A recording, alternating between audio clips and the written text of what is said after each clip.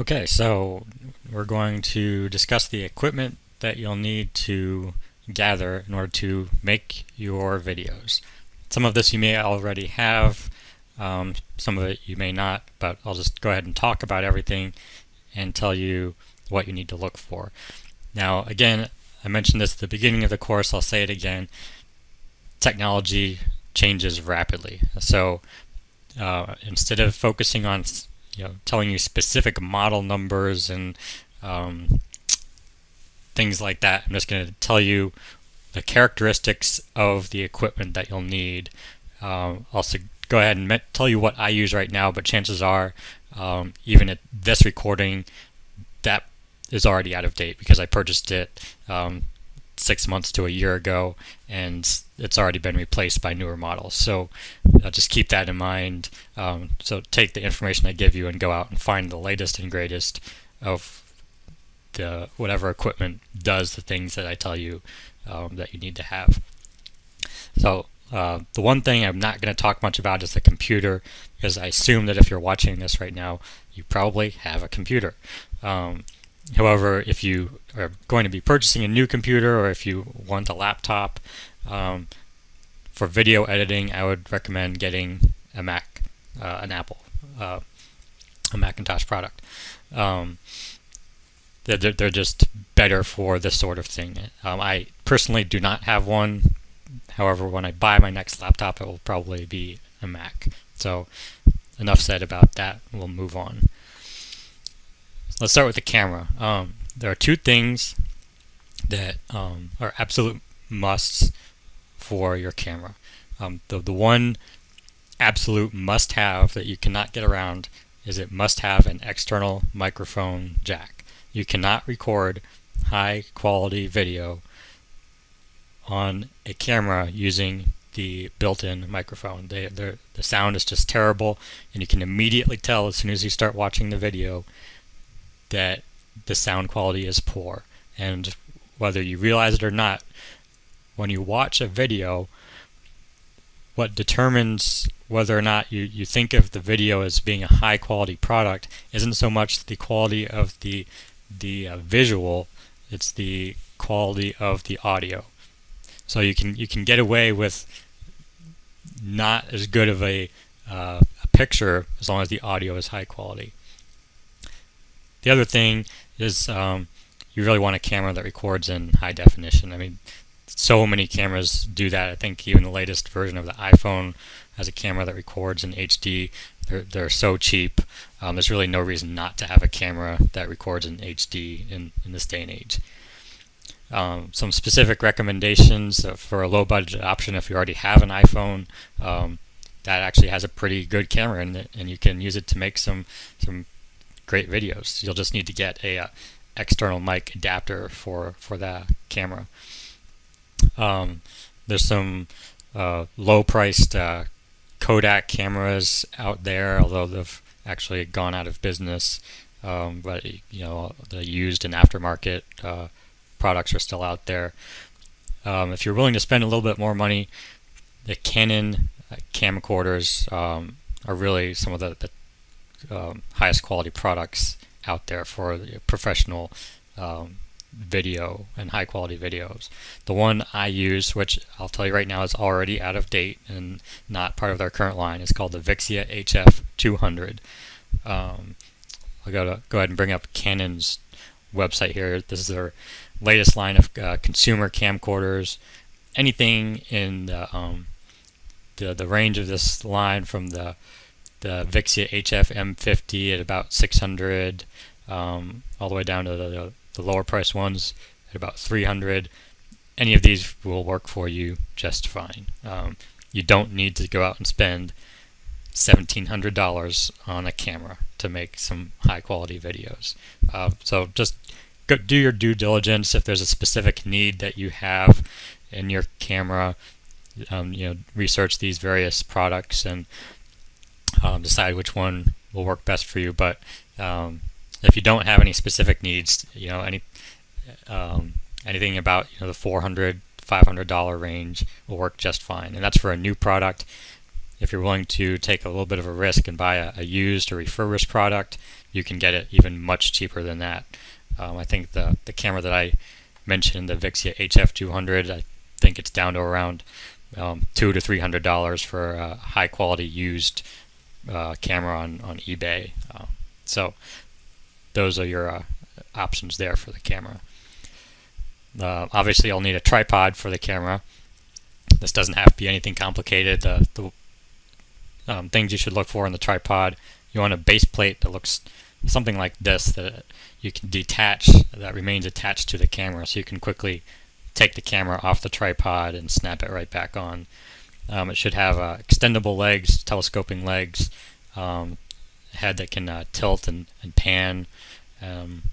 Something like this Targus product here. You can see you have the handle up there. You can grab and use it to pan the camera easily. And there you see the telescoping legs. So anything like this will work just fine. You can get those anywhere from the $15 to $50 range, depending on the individual product. But there's no reason to break the bank here for the tripod. External microphone, again, absolute requirement. You have to have an external microphone. What you want is just a something called a omnidirectional. Let's see, something like this, the omnidirectional condenser microphone. That's sort of what we're looking at here, and something that's called the lavalier, which basically just means lapel mic. So something like this right here, where you can clip it to your lapel. This is the ATR 3350 from Audio Technica. It's a wired microphone. I started out with that product just because it was so cheap. It's only let's see, about $24 on Amazon here. I quickly switched to this version, which is a wireless. I found the wire tended to get in the way and get tangled and all of that, so I switched to the wireless microphone, which works very well. And this product also came with a hand mic that you could use for on-camera interviews and stuff like that. So this was about $120. The other one, like I said, $24. But any external microphone that is comparable to those products will work just fine. You may also want, if you're planning on doing screen capture videos, you'll probably want a USB microphone. You can either get a USB microphone with a headset, or something like a Yeti USB microphone, like this one here. Rings in at about $100 on Amazon. That's sort of like the top of the line standard in the industry. So that'll give you the high quality audio for the screen capture videos. If you are using an iPhone, you'll want to get a adapter so that you can use a external microphone with the iPhone. So something like this. This is actually produced by Apple. The dual microphone adapter cable for iPhone, and that works with the Audio Technica mics I was referring to earlier. The lighting in the green screen. Again, this is not a requirement for you to use a green screen, but you can just do so much with it. And it's really not that expensive. It's not that hard to do. So I would recommend that you at least get it and try it out if it's in the budget. Whether or not you continue to use it is up to you, but I would recommend at least trying it. What you want in a green screen is a stand for the green screen, a 3-point lighting system using softbox style lights. And it usually comes with some clamps and stands for the lights and that sort of thing. The one I use It's from ePhoto Studio. It comes with everything you see here, the 3 softbox style lights with stands, the light bulbs, the green screen, and the green screen stand, some clamps for the green screen, and basically everything that you need for your studio. That's about $200 on Amazon.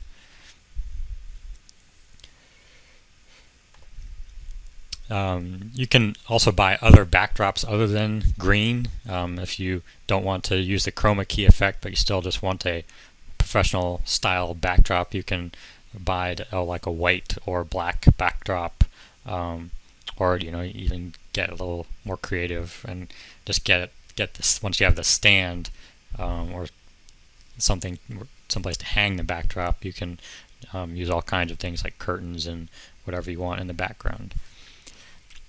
You'll probably want a teleprompter of some kind. I just used a laptop computer on a music stand positioned right below the camera. It works great. You can't tell when someone's looking right below the camera or right into the camera. So using the laptop with the music stand is great because it's something you'll probably already have, and you can actually get the teleprompter software for free at freetelepromptersoftware.com, and you can just download it, install it, and it takes about 30 seconds to figure out how to use it. It's very simple. For screen capture, there's a free product called Cam Studio for Windows. It's very basic. It works just fine. And you can use an editor that we'll talk about in a minute to edit the footage you get from that. A better product is Camtasia, which is what I'm using right now to record this screen capture. That works for Windows or Mac. I think it's about $100 or so. ScreenFlow is a product for Mac users, and then there's one called Jing that's also free. I've never personally used that, but it's produced by the same people that make Camtasia, which is TechSmith. I think it's limited to about a 5-minute recording though. So all those are workable options. The best one I would say is Camtasia. That includes a built-in editor that you can use to do some basic video editing. Which brings us to the video editing. You'll probably want, even if you have something like Camtasia, you'll probably want a software program that allows you to do some more advanced video editing, especially the chroma key effect. I'm not positive, but I do not believe the latest version of Camtasia at this time has the ability to use the chroma key effect. I could be wrong about that, and they may incorporate it into future versions, but regardless, I think something like Adobe Premiere or Sony Movie Studio, which used to be Sony Vegas, those are two of the best out there. I think they're both about $100, and you can pretty much do anything that you'll need to do using those programs. Even just learning 1/10 of the features of these two programs will pretty much allow you to make any video for your business that you'll need to make and make it look really good. iMovie is I think comes free on the Macs, and it's another basic editing program, or Windows Movie Maker is also free. So that takes us to the end of the section on equipment. Now everything that I just mentioned, with the exception of the laptop, everything that I just mentioned will ring up at about $950 or so, depending on what camera you go with, and etc., etc.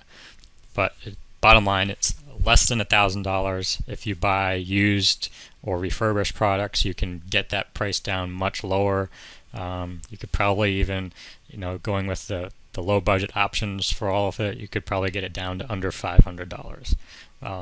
And once you learn how to make the videos, you're basically going to be able to pay for all of that with your first video. So not a major investment here. Your homework is to decide what your video will be about. I've given you all the ideas and suggestions for how to use videos, so go ahead and decide what your video will be. Write a script for it, again looking for a length of about 2 to 4 minutes. Create a storyboard for the video, in other words just deciding what shots are going to be in the video, what screen capture shots you'll need, what B-roll footage you'll need, and all that sort of thing. And be sure to include some kind of call to action at the end of the video. So whether it's telling people to go to your website for more information, or call a phone number, or download something, you just make sure that you have some kind of call to action. So that's the first thing. The second thing is to go ahead and decide what equipment you're going to get and assemble the equipment. You don't have to become an expert at it. We'll teach you more about how to use it and set it up in the next lesson, but go ahead and at least take the stuff out of the box, turn the camera on, take the lighting setup out of the box and mess with it a little bit just to at least learn what all the parts are. Download the software that you're going to be using so it's at least on your computer. And then in the next lesson we'll really dig into how to set it all up, how to use it, and that sort of thing.